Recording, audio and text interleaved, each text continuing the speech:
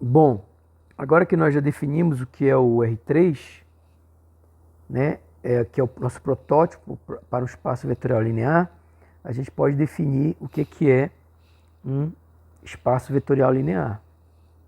Então, o que é um espaço vetorial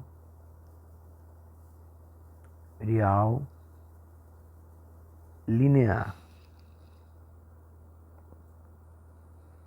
Então, o espaço vetorial linear, vamos dar um nome para ele, né? Sei, um espaço vetorial linear, sei, V. Tá só a letra V normal mesmo.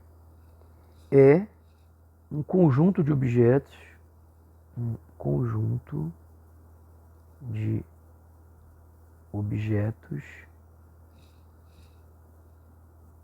V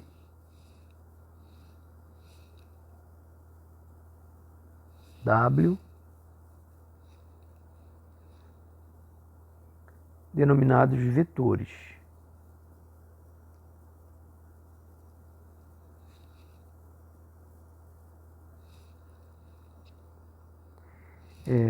Só que ele pode ser um espaço vetorial V no campo dos complexos, que é o que vai interessar para a gente, né? Então vamos colocar aqui. Lembra que o R3 é um espaço vetorial linear no campo dos reais, né? Então isso aqui é um espaço vetorial linear no campo dos complexos.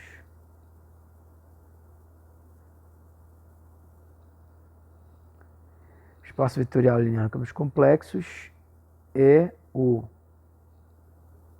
conjunto de objetos ket V, ket W, assim por diante, denominados vetores,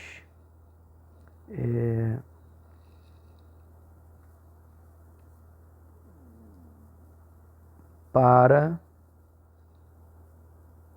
o qual, né, ou seja, nesse espaço no qual, assim, I, vou botar assim, pronto, I é A, B, C, né, A, B são denominados escalares, denominados escalares são números complexos.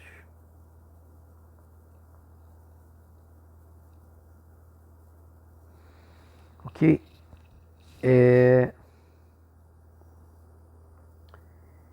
E ele deve ter, né, aquelas 8 propriedades. Para que V seja um espaço vetorial, ele deve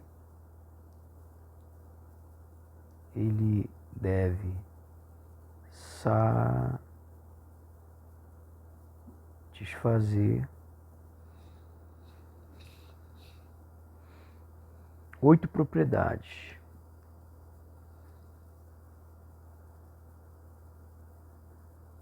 Espaço vetorial linear, né?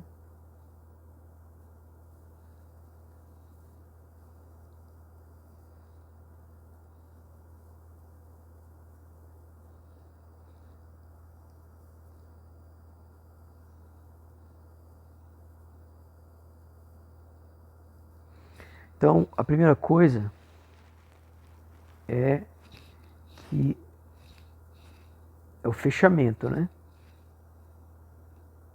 Então, se esses dois aqui pertencem ao espaço vetorial, então a soma deles também deve pertencer ao espaço vetorial. Fechamento, isso aqui, né?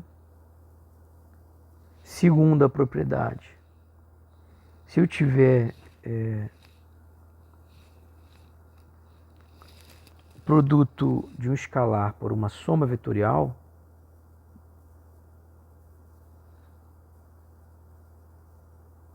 coloquei a propriedade correta aqui.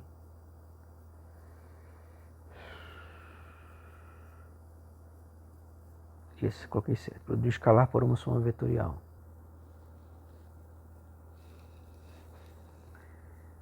Então isso vai dar o quê? O escalar multiplica pelo primeiro vetor, mais o escalar multiplicado pelo segundo vetor. Terceira propriedade. Quando a gente tiver a multiplicação de uma soma de escalares por um vetor. Então eu tenho A mais B vezes o vetor. Isso é o primeiro escalar vezes o vetor, mais o segundo escalar vezes o vetor. A quarta propriedade. Então, se eu tenho um escalar vezes o vetor, isso é a mesma coisa que o produto dos escalares vezes o vetor. Quinta propriedade. A soma vetorial, ela é comutativa. A sexta propriedade. A soma vetorial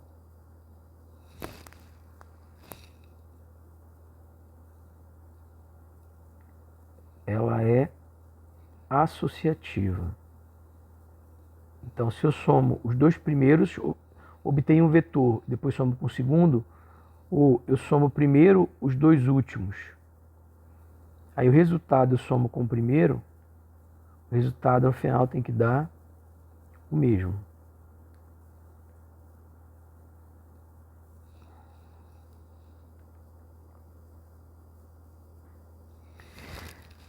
A outra propriedade que a gente vai ter é que existe, né, um zero, no caso aqui vai ser assim agora, essa é uma representação de vetor mais geral, né, e isso é tal que quando eu somo o zero com o vetor, ou eu somo o vetor com o zero, isso tem que ser igual ao próprio vetor.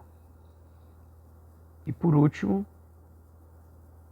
a oitava propriedade é que sempre vai existir o inverso de um vetor. De tal maneira que quando eu somar o inverso do vetor com o vetor, ou somar o vetor com o inverso, isso vai dar o vetor zero. E é isso. Então, e os escalares aí todos são números complexos, né? Então, essa é a definição mais geral aí de um espaço vetorial linear, né? No caso do R3, ele é um espaço vetorial linear real, né?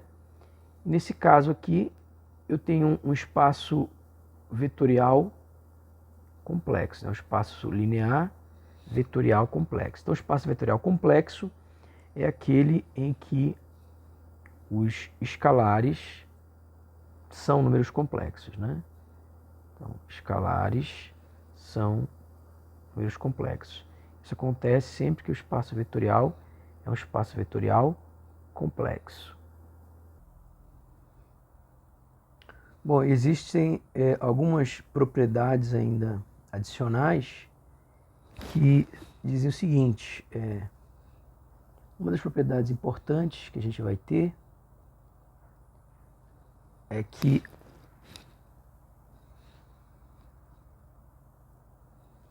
se eu faço que zero, o vetor zero do espaço V, no caso, é um espaço vetorial complexo, uma imagem do R3, é único. E aí isso é fácil a gente constatar, né? suponha, né, que exista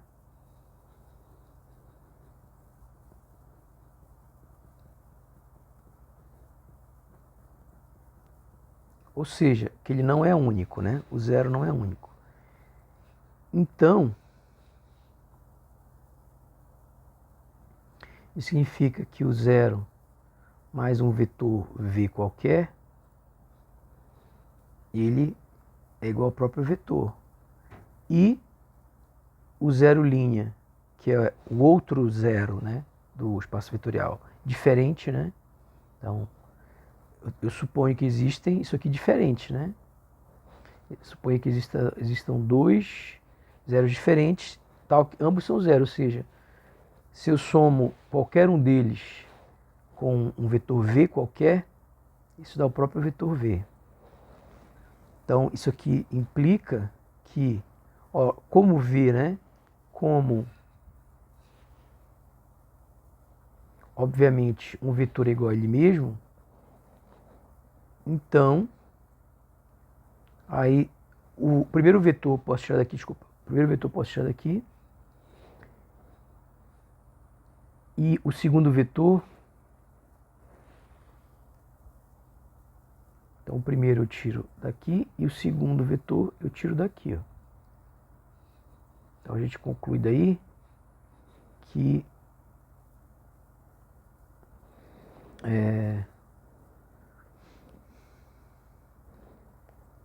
ou eu posso simplesmente, na verdade, fazer o caso seguinte, vale para os dois essa propriedade, né? Então, eu vou ter que quem é o O mais O'. O mais O' é igual a O zero mais 0 mais 0'. Desculpa, 0 mais 0' é igual a 0 mais 0'. Bom, aqui no primeiro, eu posso dizer que esse aqui é um vetor V, de V, do espaço vetorial V. Logo, se qualquer vetor V somado com o zero dá o próprio vetor. Então isso aqui vai dar o linha. E daqui eu posso fazer a análise contrária, né? Dizer que como esse daqui é o zero, ele somado com qualquer, como esse daqui é o zero, ele somado com o vetor zero, dá o próprio vetor zero.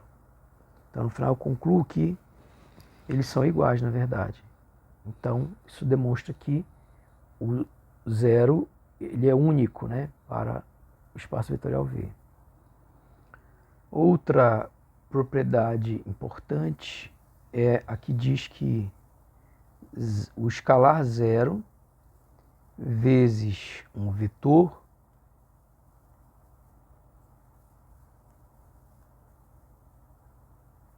ele é o vetor zero.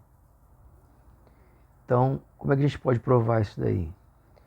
Bom, a gente sabe que o vetor zero ele é o vetor v mais o inverso aditivo de v, o vetor menos v. Então, a gente sabe que um vetor é uma vez o vetor, certo? Só que a gente sabe que 1 é a mesma coisa que 0 mais 1.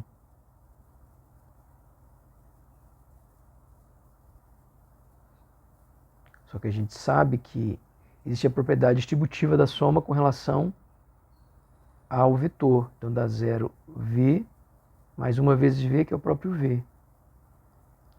Só que isso daqui é igual a zero.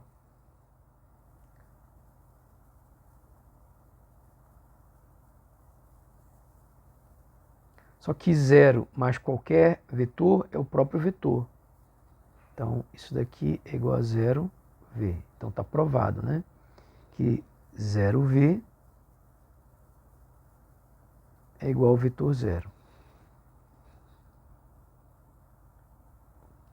Uma outra propriedade importante é a de que qualquer que seja o vetor v, né, do espaço vetorial complexo V, existe um único, nessa barra aqui para dizer que é único, menos V né, tal que menos V mais V é zero. Ou seja, o inverso aditivo é único. Como é que a gente pode provar isso? A gente supõe que existe um W que somado com V vai dar zero. Nesse caso, I W é diferente do inverso aditivo. Então, se ele é diferente é porque ele é um outro inverso aditivo. Bom, nesse caso, então, W mais V, nesse caso, o inverso aditivo não seria único. Bom, como o zero a gente já provou que ele é único, então ele vai ser V mais menos V. Aí eu posso somar do lado esquerdo com menos V aqui. Menos V mais W mais V, que vai ser igual a menos V mais, soma do lado esquerdo com o inverso aditivo de V, menos V, mais menos V. E aí, o que a gente vai ter? A gente pode usar a propriedade aqui comutativa, né? Então, W mais menos V mais V. E aí, obviamente que essa soma aqui, ela é zero, né? Então, isso daqui é igual a zero. Então, e zero somado com qualquer coisa dá, somado com o vetor, dá o próprio vetor. E aqui é igual a zero. E aí zero somado com qualquer vetor é o próprio vetor. Então a gente conclui que eles são o mesmo vetor. Então quer dizer que o vetor realmente é o vetor, o inverso de um vetor sempre é único. Ok, outras coisas que a gente precisa falar é que vamos fazer aqui o exemplo do R3. No R3, lembra que você pode escrever um vetor V como sendo uma componente x, que eu vou chamar de V1, vezes o vetor I chapéu, que é o vetor da direção x, que a gente chamou de EI, mais V2 é 2, mais V3 é 3. Certo? Então são as componentes x, y, z, Vx, V1, V2 e V3. A gente também pode escrever, lembra que a gente escrevia na forma de uma terna, né? Que era o quê? V1, a gente estudou isso lá em geometria analítica, uma outra notação era essa aqui, né? E a gente também podia escrever na forma vetorial, né? Ou, né? A gente podia escrever o vetor como sendo que V1, V2, V3, como um vetor coluna. Então essa eram as três formas comuns, né? Desde que a base fosse conhecida, né? Ou seja, quando a base era uma base ortonormal, né? Você lembra que era uma base ortonormal. Depois a gente vai explicar de novo que esse esquema vocês já estudaram. A gente já estudou isso lá em geometria analítica, né? Essa base ortonormal, quem é? Ela é o IJK, né? O E1, E2 e E3, ou seja, os vetores unitários da direção x, y e z.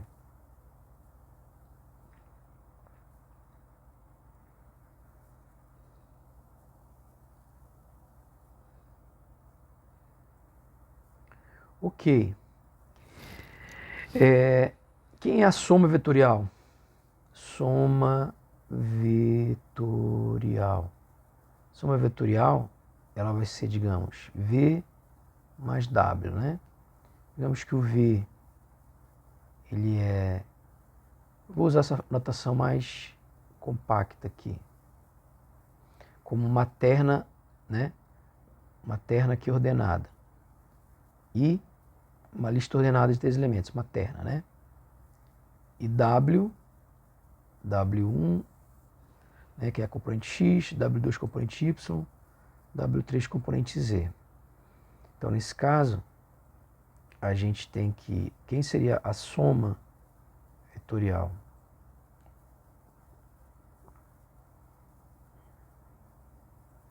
Daria... A gente já viu que a componente x mais a componente x, foi isso que a gente aprendeu lá em geometria analítica.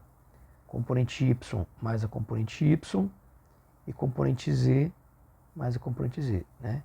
Então vai dar um vetor, também do R3, né? Onde a componente x desse vetor é a soma das componentes x dos vetores que eu estou somando. A componente y é a soma das componentes y dos vetores que eu estou somando. E a componente z desse vetor soma é a soma das componentes z dos vetores que eu estou somando. E aí você pode ter aqui alfa v, multiplicação por um escalar. Ela vai dar alfa v1, ou seja, a componente x desse produto escalar. Ele é a componente x do vetor, que eu estou multiplicando vezes esse escalar. Depois pego o escalar e multiplico pela segunda componente. E o escalar pela terceira componente para dar origem às componentes x, y, z do vetor, que é alfa vezes v. A gente também tem o vetor nulo, né? Quem vai ser o vetor nulo? Então, para a gente lá, o vetor nulo, que era o vetor 0, né? Ele era 0, 0, 0, né? Quem era o inverso aditivo? Ou seja, que era o menos v. O inverso aditivo, menos v, ele era menos v1, menos v2, menos v3. Uma coisa que é interessante é a gente mostrar que o vetor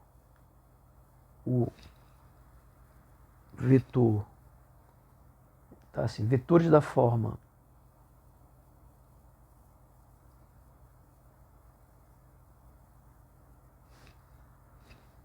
A, B, 1 não formam um espaço vetorial. Como é que nós podemos mostrar isso? Para que ele seja um espaço, para que isso forme um espaço vetorial, ele precisa obedecer aquelas 8 propriedades do espaço vetorial. Mas o que a gente observa é que ele não passa nem da primeira, né? Então, se o espaço tem essa forma, os vetores têm essa forma nesse espaço, então, por exemplo, A, B1 e C, D1 pertencem a esse espaço, né? Ou seja, estão nesse espaço. Ou estariam, né? Porque a gente não sabe se é um espaço mesmo, né? Estariam nesse espaço vetorial. Portanto, a soma deles também deveria estar. A soma deles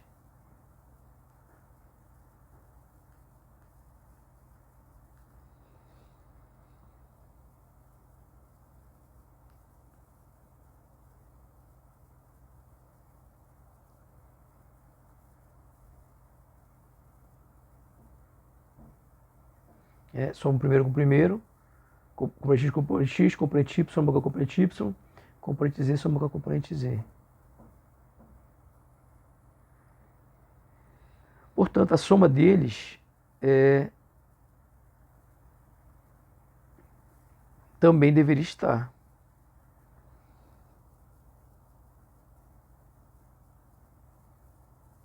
Essa é chamada propriedade do fechamento.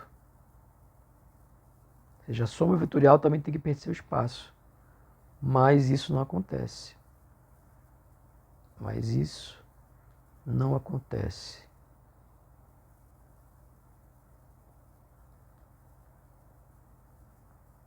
Logo, ele não obedece à propriedade de fechamento. Logo, vetores da forma AB1 não formam um espaço vetorial.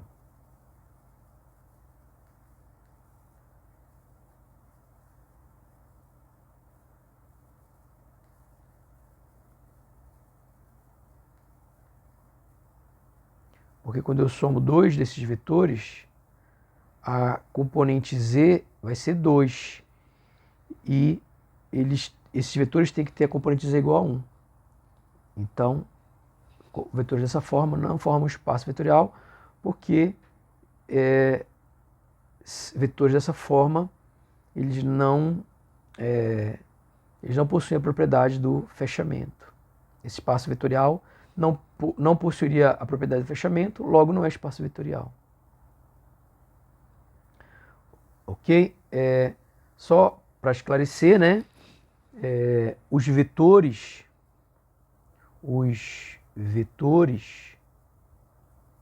em R3 são setas, né? Então você tem aqui o espaço, né? Você tem uma seta, como a gente já viu, né? E ela tem essa seta, como a gente viu, ela tem uma componente x, uma componente y e uma componente z. E aí esse vetor é esse vetor aí, né? O vetor R, x, y, z. Ok? E o R3 são setas e R3 está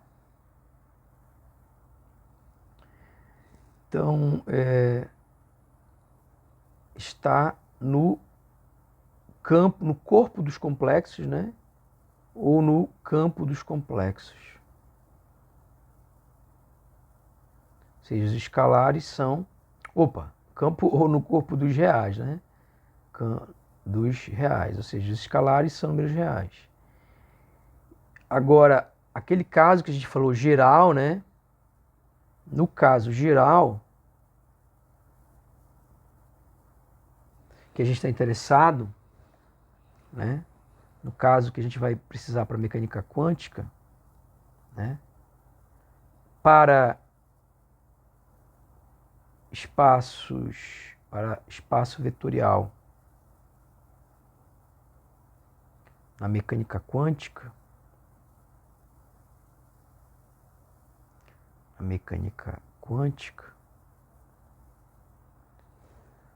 o espaço vetorial